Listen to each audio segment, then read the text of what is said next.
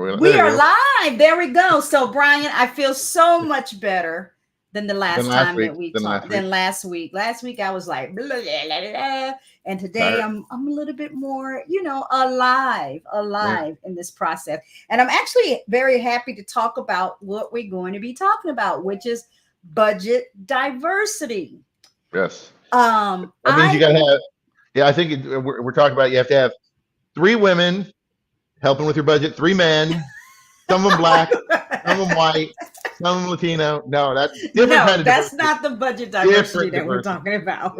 Different diversity. No. So we're talking about budget diversity. And I don't know what your philosophy was, because I know like you worked in some rural clubs, and it may have been an unrealistic expectation. I am not sure. But one of the things that I focused on was having no more than 20% of my revenue coming from one source. Right. That's what you, yeah. And I was going to say, that's what you were saying last week, the 20-20-20. Yes. Well, that's really bad math. 20-20-20-20, 5 20s. Yes. If you only have 3 20s, then you're short 40%. Bad. Yeah. Yeah. So for me, what I would do in managing my budget, and my board was aware of this. I think I heard it. You know how you go to these conferences, and I went to a Boys and Girls Club conference, and I remember hearing someone speak on that about having no more than a healthy nonprofit will have no more than 20% of their revenue from one source. And that really kind of one of those things that stuck with me. So, and I shared that with my board, and every month we looked at our financials. And when we put together our operating budget, it was one of the things that we closely monitor. And so we had one of our larger funders was our city. And when I inherited the organization, out of a $750,000 budget, I believe like 300 and something thousand was coming from the city, which was one source. And that was very scary, because the way it was described is, and I think you've heard this analogy before too, your budget is like a 3-legged stool. And if you chop off one of the legs, then your stool is gonna, stumble. It was such a good visual analogy for me. So one of the things that we did in growing the budget, we looked at other sources of revenue that we didn't have, like individual giving. Where's our opportunities to grow? Individual giving. We also looked at grants, because my organization at the time, we didn't have a lot of, we had grants, but they were more like the Walmarts of the world, some of the CDBG grants that people are used to getting, those community development block grants. But we didn't have a lot of foundation grants or state grants or pass through federal grants. So let's do this. So let's help everybody out there and give them an idea. When you talk about diversifying your budget, you just said there's grants. Yeah. There's personal giving. Yes. There's events. Now there's some of these, you want to ideally be 20-20-20, but if you do something like legacy giving, so when plan giving. When plan giving, when somebody passes away, that's when you get the money. That can't really be 20% of your budget necessarily, because you don't know when people are going to die. Right. So there's that. There's fee-based. That can be part of your budget. Yeah. Program fees, membership if you're fees. YMCA, you do youth sports. If you something like that, you can do outside businesses. Yes. There's a lot of places have. I mean, it's popular. We had a rental. We did a rental. Thrift shops, you can rent your club out. So there's a bunch of different areas. But you got to look. The thing that everybody needs to know is you got to look at what your strengths are. Right. Like you said, guys didn't have a lot of grants. You did the Walmart Spark grant, or now it's called Spark grant, the local grants and stuff like that before you dove into it. So it would be premature to say we're going to automatically go to 20% for grants. Right. If you don't have a heavy grant program. I mean, there's a lot of places in, especially local communities, that have all. I'm working with a customer right now in they're throughout the Midwest, but they're in Cincinnati is one of their locations, and there are a jillion local foundations, but you got to be from Yes. Cincinnati. So Right. if you're in Cincinnati, you know what I mean? If you're in your local community and you know It how to makes get them, sense. It makes that makes sense. sense. But you've got to look at all that. The other thing, and again, I don't want to go back to what we talked about last week, but one thing about grants you got to be careful of too, though, is getting too reliant on them, because a foundation can change their mind at any time.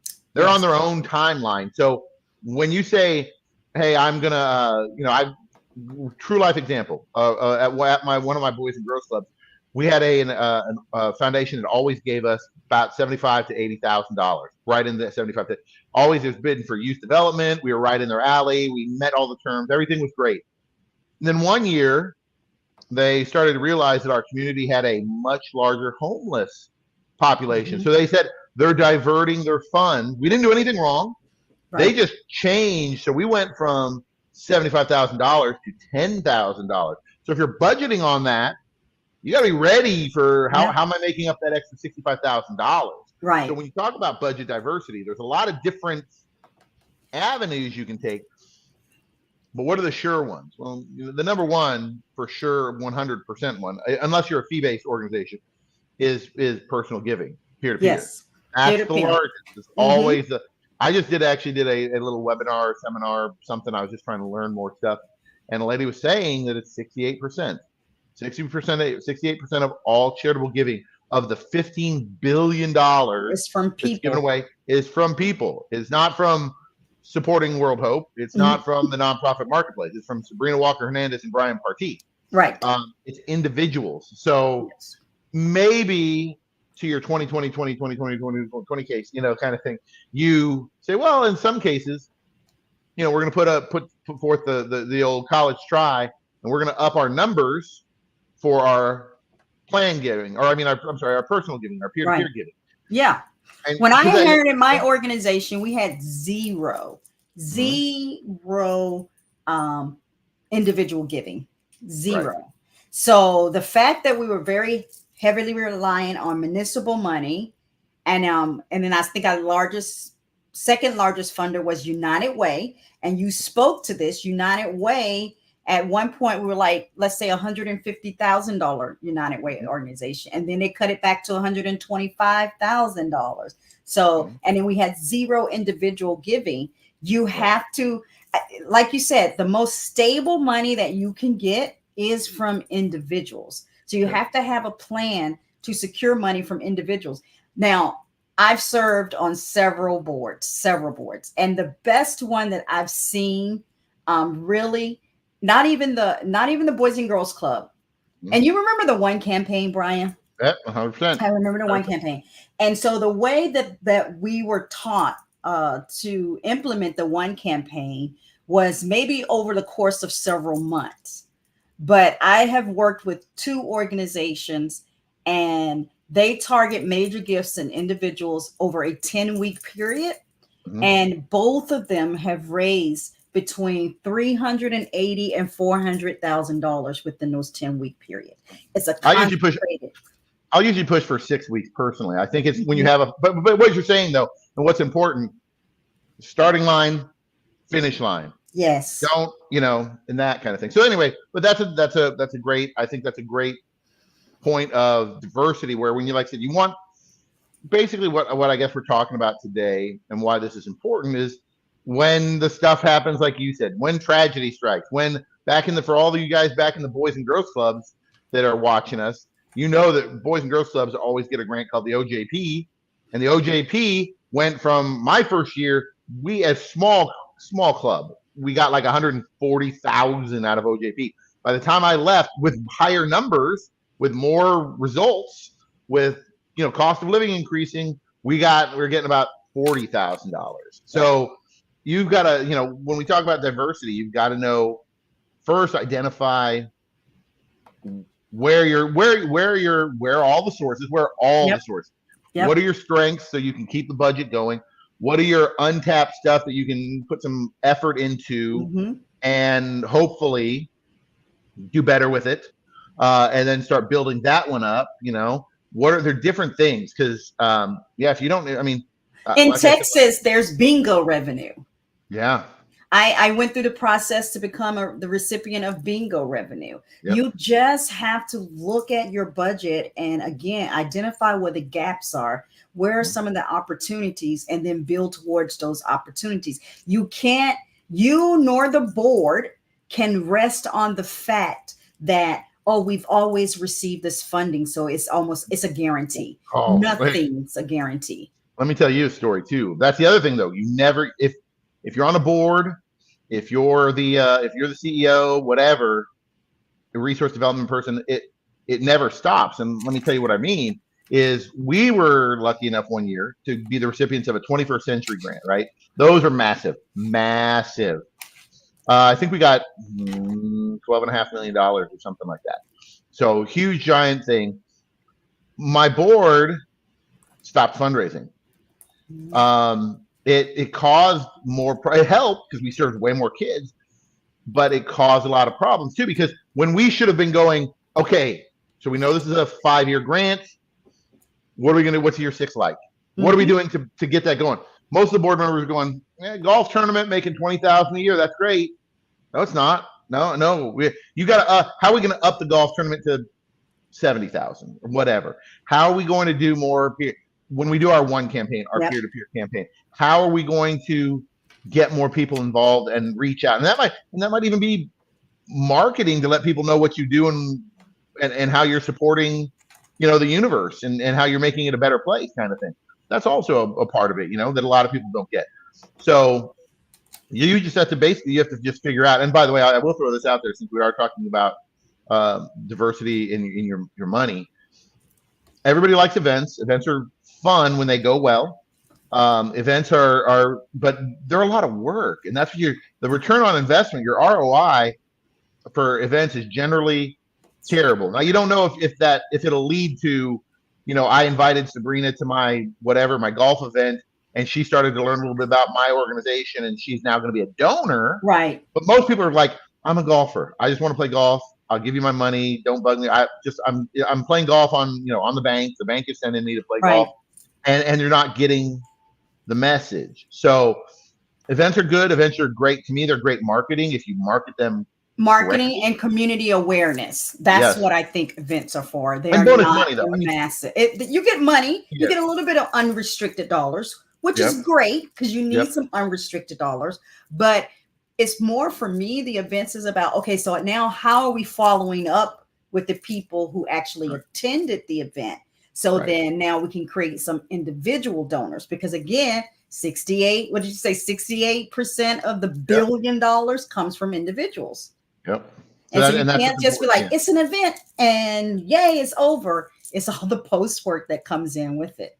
Well, and you also have the, and like I said, with any event, because I've worked with plenty of my customers who are like, well, we'll just add another event. It's like, but who's doing the work? You're not counting in. Oh, well, last year on the golf tournament we made $50,000. How long were you there? Oh, I was there at least a week. Well, that's a week of your salary if you really think about it, because you weren't doing You have to factor other in things. people. You weren't talking to other donors. You weren't Right. writing those grants or whatever. So they're good, but then and of course, I think I'm seeing events. Events are way more on the catastrophe side of things. That if you're doing a golf tournament, it rains. If you're doing a celebrity appearance and the celeb, because some of these celebs are high maintenance, doesn't show up, or it's flying in from New York and they have Right. plane troubles and sorry, we're late for our flight and all things like that. There's so many extra what if factors that you might not want to mess with, Right. So, but it's like you said, it's finding what they are. And maybe one time, Sabrina, we need to really talk about, like I said, we just rattled off a few events and peer-to-peer and grants. My budget was so diverse. Again, Yeah. I had United Way, I had municipal dollars, I had bingo revenue, I had membership fees, I had program fees, I had on civic club line item. I had concession sales. Oh, I had rental. Churches. Yeah. We got The civic and churches, concession sales. We had rental. So that's 8 sources right there. And I'm sure there was more because then you do have your OJP, your pass-through dollars from different sources. And then we had some state grants. So that's 10 sources right there. I truly believe in budget diversification.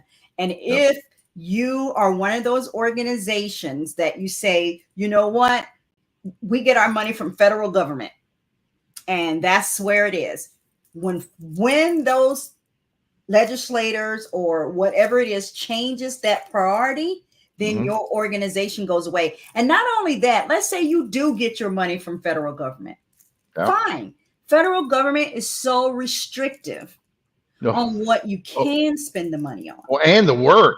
I mean, and that's what I the always tell work people. that it You takes. do those grants, if on for this is just a free bonus tip for anybody going after federal grants. If you don't get at least, I don't know, $50,000, $60,000, it's not worth your time because you have to Yeah, report everything, and they're very strict about that. I mean, when you talk about the services they want, because it's a, it's, they're making sure that they're being fair to everybody. right. So who are you serving? Well, we're serving 5-year-olds, 6-year-olds, 7-year-olds, 8-year-olds. So you do the ages of everybody, then you do the genders, then you do the races. So it's like how many 5-year-olds?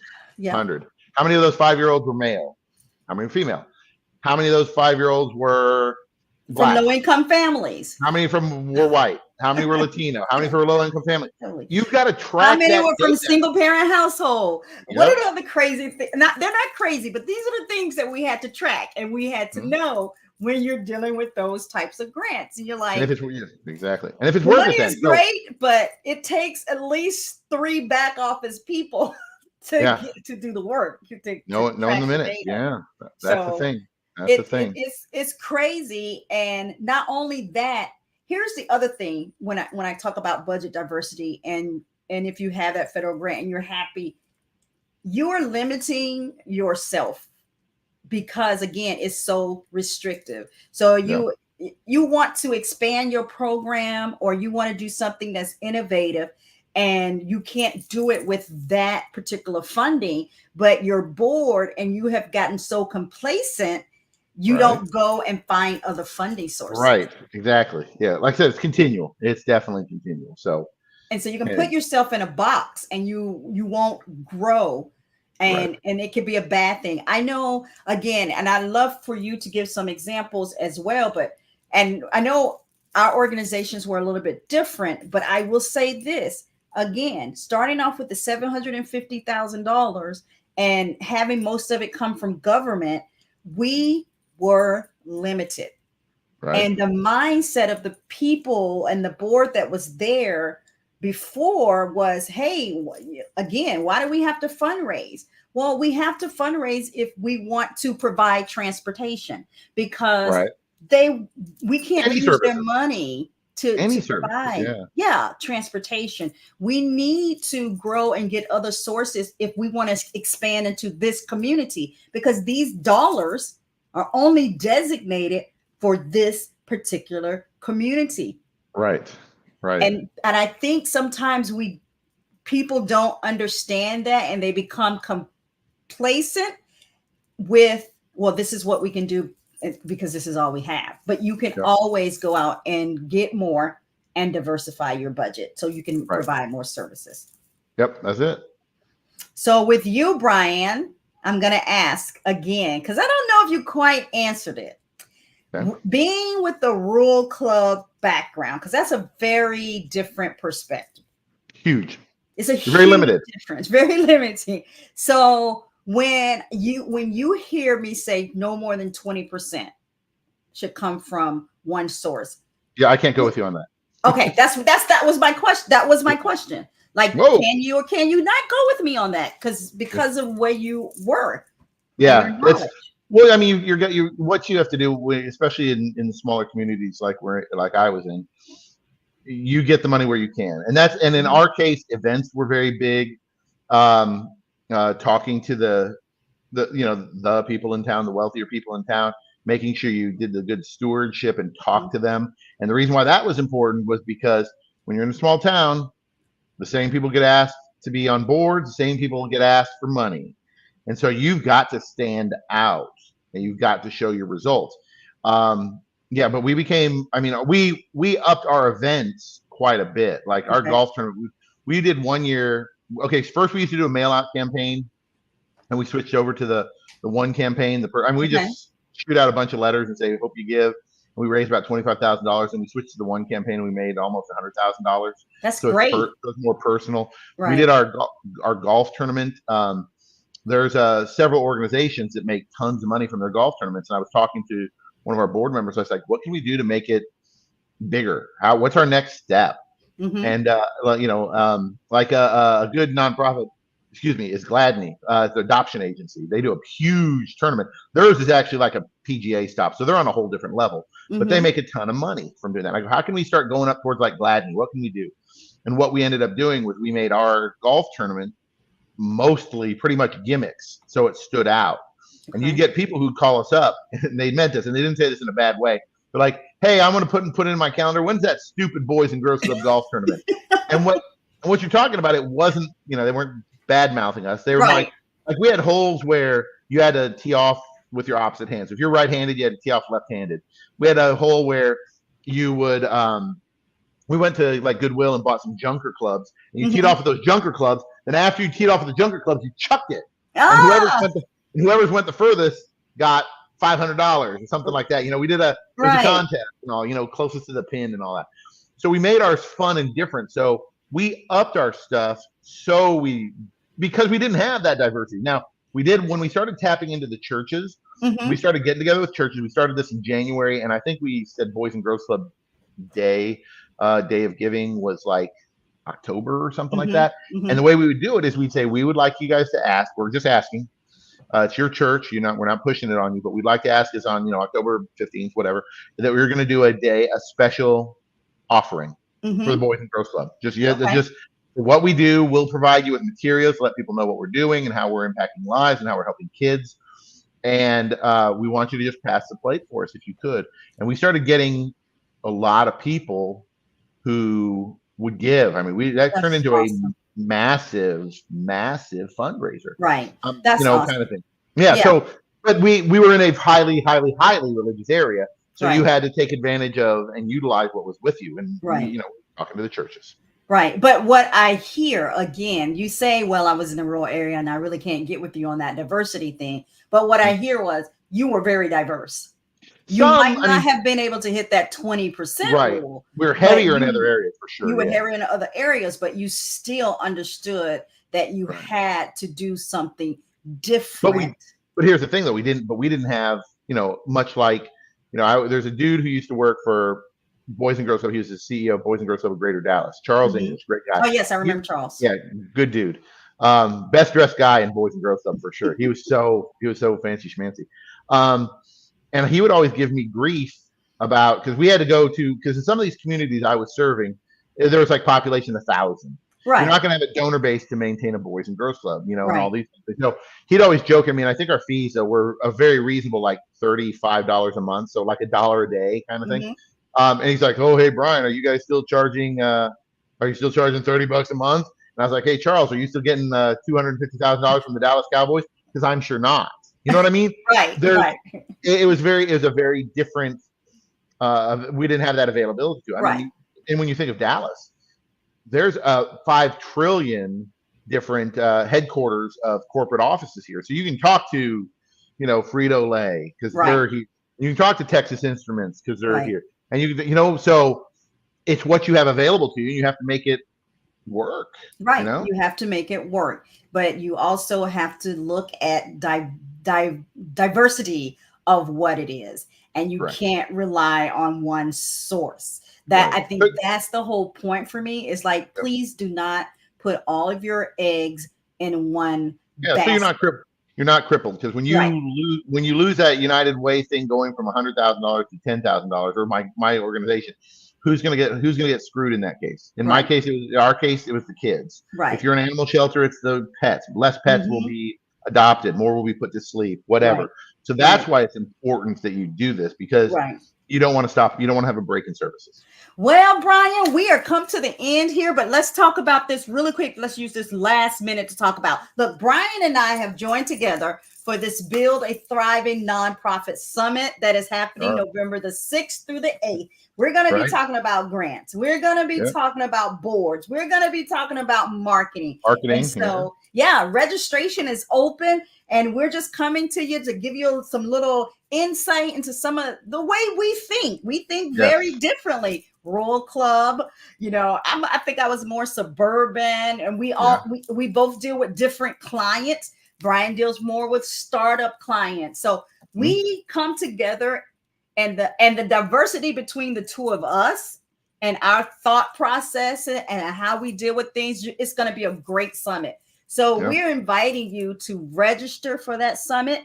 You see it, it's open. It's Build a Thriving Nonprofit It's Summit. Free. It's free. So we're giving away the knowledge. Now, keep in mind, I don't want to BS anybody. We're going to try to make some money off of this too, because there's a VIP area, but for the VIP area, you get a lot of stuff. I mean, every single speaker, and when you look at some of the stuff that the speakers that Sabrina put together, we've got an amazing group of people with an amazing group. They're all giving something away as well. Yes. So, I mean, with that, you get access. You get access to all the videos, like when we're done. So if you want to know, what was Brian talking about? What was Kelly Stewart talking about? What was whatever people can jump to that. You can go back and look.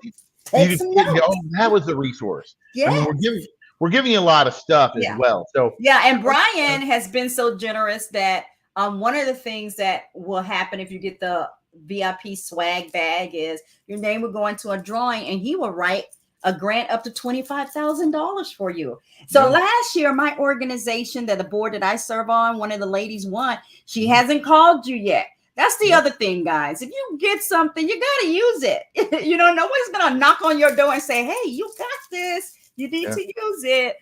So it's going to be a lot of opportunity there. So thank you, Brian, for jumping on. Are we hooking them? What are we doing? I was doing Hawaii. Got you. Okay. Hang loose, bro.